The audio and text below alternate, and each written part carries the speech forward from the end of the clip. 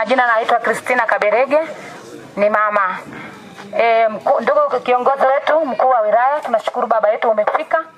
Tunaomba baba tusaidie sisi wanawake katika kijiji hiki mtoka Mkongotema Magingo. Kila tunapoenda shambani kwa kweli yanatokea matukio ya ajabu sana. Tunashindwa kusaidiwa, fanyaje, tutaponaje? Na kila mkulima hapa lazima aende shambani. Tukisema tujingoje tu wawira wetu tunashindwa. Kwa nini akitembea mtu mmoja kuna shangaa kwa mishabako amekufa na mwingine kwa kweli tunaona amepelekwa hospitali. Hatuna msaada, tunahitaji msaada wako baba. Utusaidie. Tunabakwa tu, yani sio wajambazi. Yani ukienda shambani kijana anatokea tu anakwambia mama habari za leo, tu unashangaa unakubwa roba. Changamoto kwa kweli tunayo hapa kijijini kwetu, wanawake tunapata shida sana, hasa muda wa kwenda shambani. Tunafanywa vitendo vya kikatili sana. Juzi hapa kuna mtu mmoja naye alibakwa mpaka kupoteza maisha. Kwa mimi ninavyoona, mimi nahisi hao watu sio wenyewe tunawahifadhi huko mashambani. Kwa mfano unamchukua mfanyakazi, unamweka shambani anakaa miezi 3-4. Kwa sisi tunapopita kwenda shambani ndio hivyo wanatuvamia njiani. Ni mara kwa mara, kama mwaka huu vitendo hivyo vimekuwa mfululizo.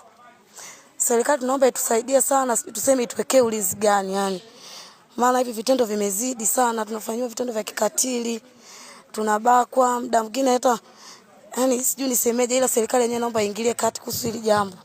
Hivi wanaobaka hapa Mkongotema, unadhani wanatoka Mtwara?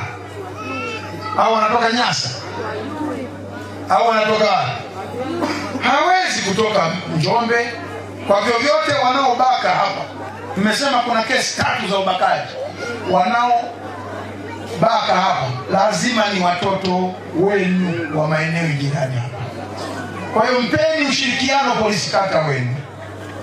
Mpeni ushirikiano afisa mtendaji kata wenu. Wajulikane, na mkiona ni ngumu sana, itisheni mkutano kama huu, pigeni kura. Ambaye kura itamwangukia ahojiwe vizuri. Kwa nini yeye amekaaje na wananchi hapa wenzake mpaka kura zinamwangukia kwamba yeye ndio mbakaji? Ndio, kwa sababu wengine lazima tuambizane ukweli. Hawezi kutoka mtu Songea akaja kufanya kazi ya ubakaji hapa. Lazima ni baadhi ya watoto wetu ambao tumeshindwa kuwalea sisi wenyewe, wanavuta bangi, wanalewa, labda wanatumia madawa, ndio wanaingia kwenye biashara hiyo mbaya.